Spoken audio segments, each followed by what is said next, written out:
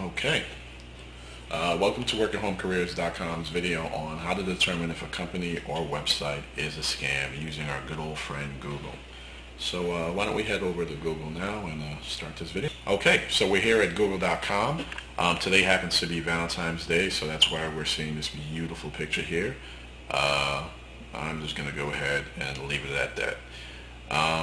So I get a lot of questions from people asking me if company X.com happens to be a scam, or if this company happens to be a scam. And it's always interesting to me that people ask me this question, and I guess they assume because I run two work-at-home websites that I'm some type of wizard and I know all these things. And honestly, I'm going to reveal my secret to you. It's really, really simple. I'm just like you, but the only difference is I actually just do my research. So today I'm going to actually show you what I do in terms of researching some of the scams that you guys ask me about, or companies, I'm sorry, that you ask about, because a company is presumed innocent until shown otherwise. So let's get started. I don't understand why my dog is staring at me right now. In any event, so one that comes up a lot is envelope stuffing. And I thought this is something that everyone knows, that envelope stuffing is always a scam, never will be a legitimate job. It just doesn't make any sense, and it's just not practical for any company to hire you to stuff envelopes for them when there are machines that can do that. So let's just use this as an example, okay? Now that's one tip right there for you. Envelope stuffing will never be a real job. Don't fall for it. Don't pay for any money for it, and that's pretty much it. So what I would do here in this example is, let's say envelope stuffing was the name of the company. So I would type in envelope stuffing, then I'd also type in the keyword scam. A variation of this could be envelopestuffing.com if there's a website that exists, and plus scam, okay? So then what you do is you hit Google search, and you have all these results here. First thing I want you to know is that you should focus here on the left. As it says here, these are sponsored links, because so it could be a company that's actually trying to sell you some envelope stuffing type of so-called opportunity. So you want to avoid this. Where you want to focus your attention is here on the left, where there are just regular results, done by people who run websites, and usually on these websites, that they're legitimate people, or people that can actually comment in terms of their experiences, especially now the world being a smaller place and everything's Web 2.0 and there's blogs. You'll get real people's opinions about things. So what I do is I just start scrolling down, and I'll click on each one of these if I'm really serious about determining if something's a scam. And basically what I'm looking for is patterns. I want to see that people are having the same experience, whether negative or positive. That gives you a better insight as to what's going on. I'll never just sit there and take one person's opinion about a given company or opportunity, because everyone has different experiences and thresholds. I find a lot when people start a work or home opportunity, and if it doesn't work for them, they're quick to call it a scam.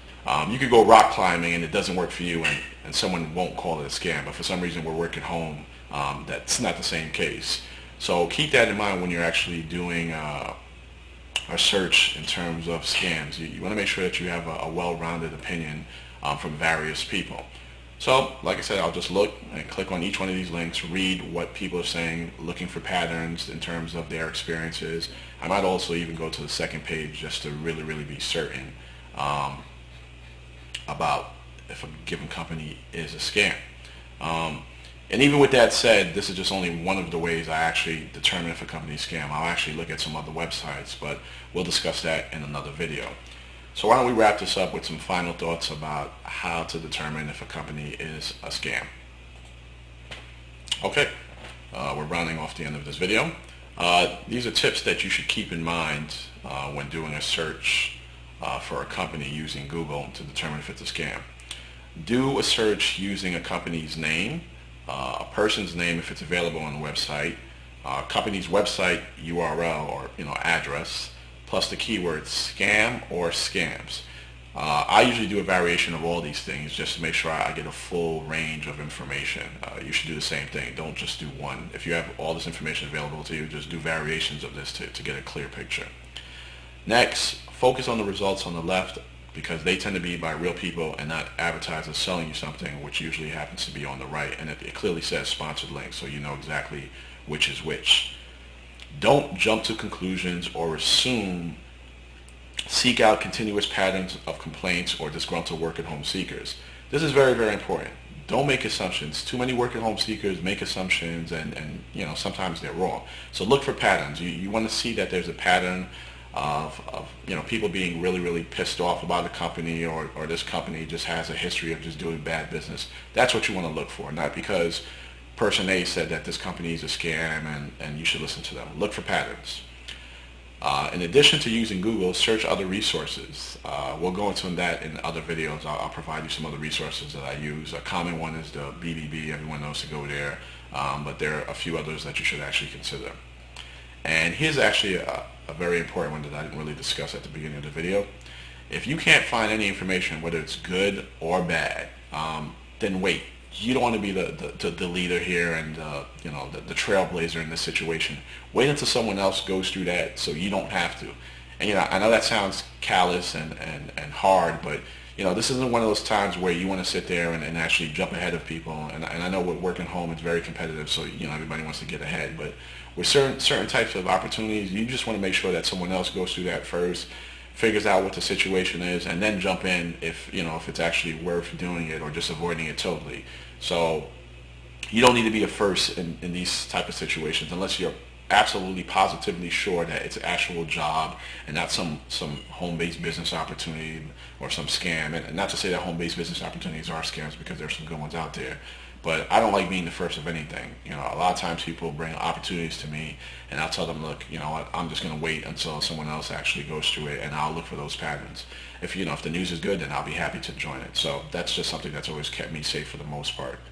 And that's pretty much it. That's the end. I hope I kept this video short enough for you. I know there are a lot of videos where people babble off, and I hope I'm not guilty of doing that right now.